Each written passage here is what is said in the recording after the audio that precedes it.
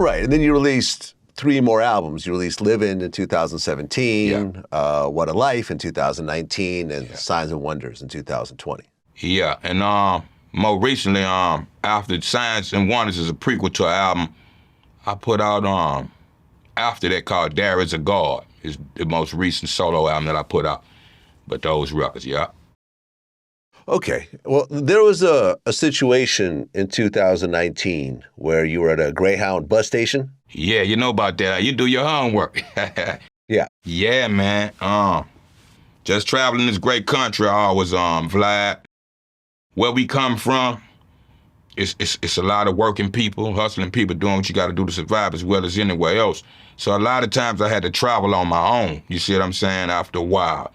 And I got so used to doing that, planes, trains, to automobiles, and was in Houston. Actually, my son is in the building, Taj Rahman. We was off at Houston doing some work in Houston for the weekend. I had the choice to go back home.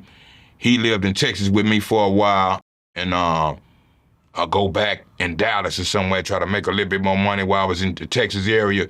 So I let son go home, and I hopped on the Greyhound and went to Dallas and never left the Greyhound station once we got to Dallas. That's how hungry Dallas was and active it was at the time. I didn't know these guys in particular, but I just walked into a waltz net, wrong place, wrong time. You know what I mean? So yeah, that happened. Yeah. Yeah, and I guess what, they robbed you? Yeah, but not even, at a gunpoint thing. I'm hanging, smoking a little, drinking a little. Just really, I'd been jammed up on the bus. Before we left Houston, we might have sat in the bus station for a couple of hours.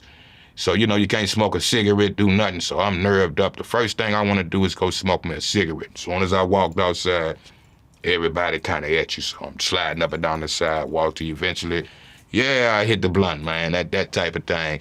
And what they end up slipping on me was something they call K2. It's a synthetic weed or something like that.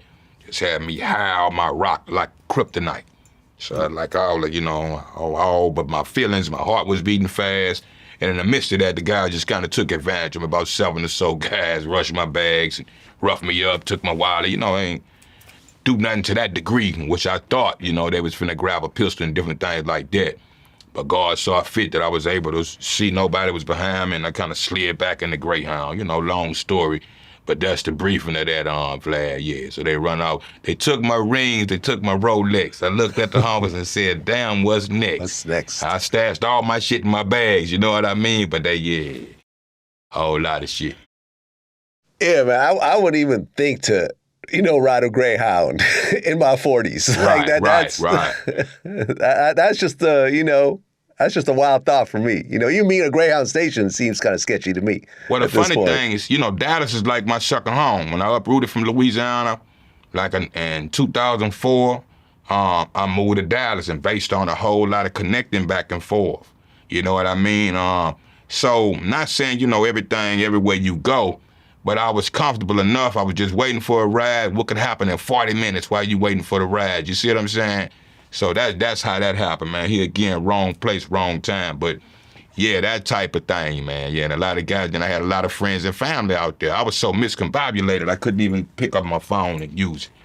I started getting my senses back about 7 a.m. the next morning, and I rode the bus from Dallas back to Shreveport. So that time, I called you, son, and that type of thing. So yeah, crazy.